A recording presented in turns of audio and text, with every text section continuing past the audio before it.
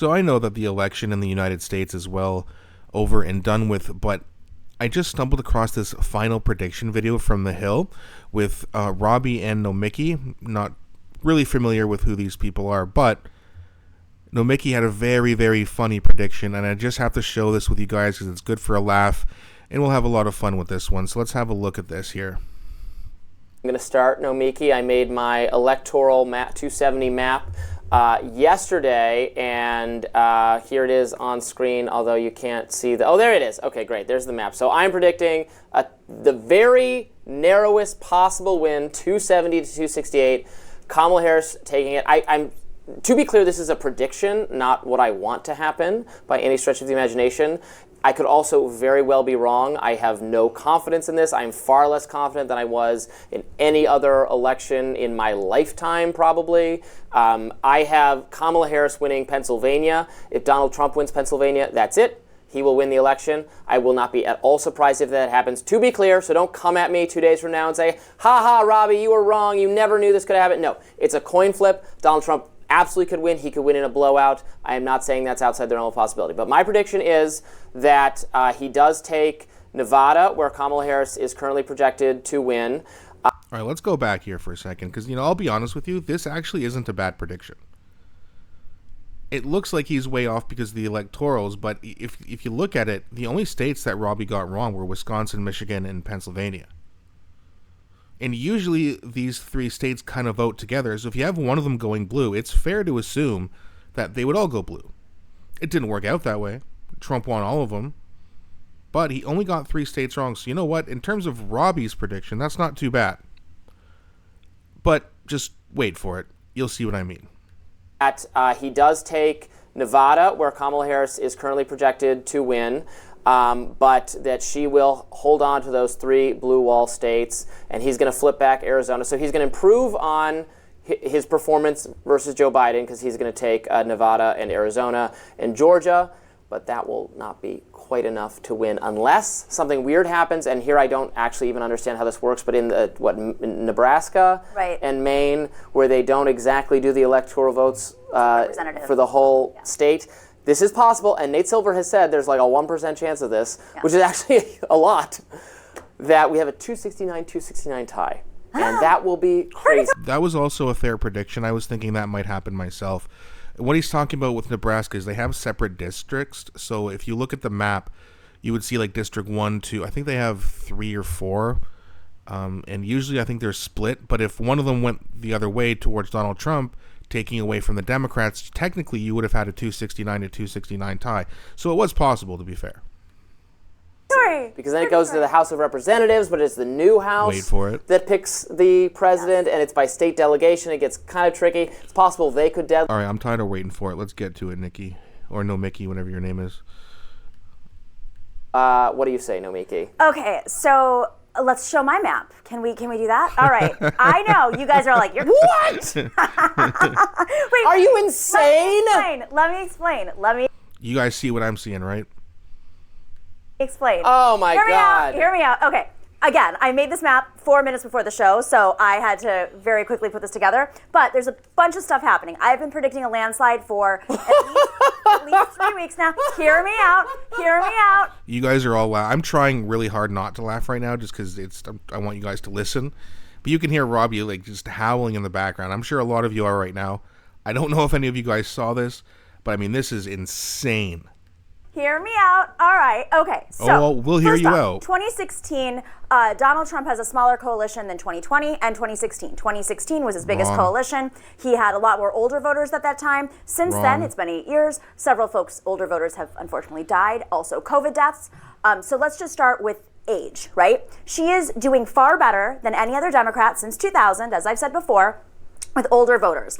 R plus 13 average, Republican plus 13 for those voters over 50, and she is winning with them, especially with women, but also with men. He is only doing well with one demographic, and that is young men under the age of 40 who are the least reliable voters. That's why he's doing the full podcast thing. It's why every Republican, mainstream Republican, is trying to get him to expand his coalition.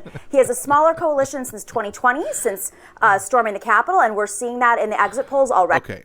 So obviously she's really, really wrong here. But let's go over this really quickly here. So she had Nevada, Arizona blue. I mean, it depended on what polls you were looking at, and apparently she was looking at a lot of left-wing mainstream media polls, because a lot of other polls were not showing anything like this. But I did see polls, Kyle Kulinski had a similar prediction to this, I believe. I mean, but look, where it gets ridiculous, Montana leaning red. Trump won Montana by about 15 points, I believe. Leaning is when you think someone's going to win by a few points. That massively wrong. And of course you had Indiana. Remember that poll that came out just before the election? Oh, Kamala's going to swing Indiana and it's a huge deal, and maybe even Ohio. Remember that? And then you have Texas. Can't remember what Trump won it by, but he won by a lot. Florida, he won Florida by 13 points. She has it going to a tilt blue. Georgia, tilt blue. North Carolina, blue, and then all the Rust Belt states. The only people who were predicting this kind of nonsense were people who are on the far left and people who have Trump derangement syndrome to the max. As we all know, this prediction, 394 electoral votes, did not happen. Not even close. This is not a landslide for Kamala Harris. She even lost the popular vote. And this was created just before, hours before the election. Montana tilt red. Are you kidding? 144 electoral votes for Donald Trump. And as we saw, the United States election had a major shift to the right. I'm sure you've all seen it. They showed these maps all over the place where it showed that, California, even though Kamala Harris won California, she won it by about 15 points, I think it was, and Joe Biden won it by about 30. There was about a 17-point swing. Yeah, he won by 33, so that would have been a 17, 18-point swing to the right in California. Super blue, liberal, Democrat California, of all places.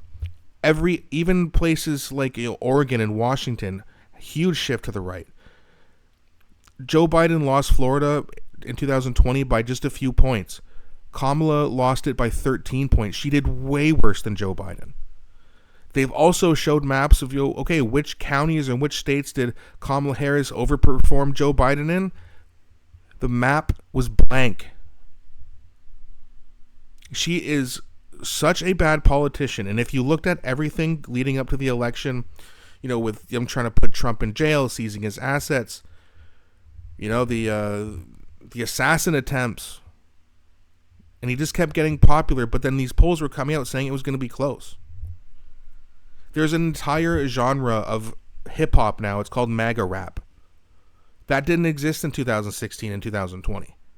So you're seeing this major shift, and you're seeing it all throughout society, but the polls kept telling us it was going to be close.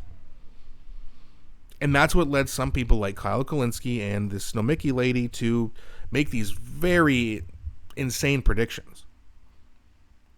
Because even though society was clearly swinging to the right, the polls kept saying, nope, it's going to be close. It's going to be real close.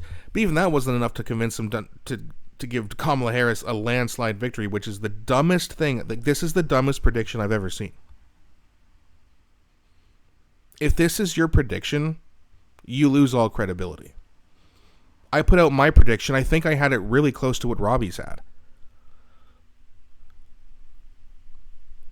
But I had Kamala winning slightly for various reasons, which YouTube gives me a little bit of trouble when I talk about my reasoning why. So I'll leave that out and maybe leave it in the comment section or something. But I had many reasons to think that, let's just say, they would not allow Donald Trump to be in the White House again, and he's not in there yet. So who knows? We'll see. But turns out there was so much of a shift to the right, there was nothing the Democrats could do about it. Nothing. But let me know what you guys think. Is this the funniest and dumbest thing you've ever seen? Did you guys have a prediction of who was going to win the election before the election? Be honest. But also, don't be shy. Let me know what you guys think in the comment section. I really enjoy engaging and commenting along with you guys. Please also don't forget to like and subscribe the channel. Like and subscribe to the channel, as it really helps grow. Thank you again so much for watching, guys, and I'll be back shortly with a new video.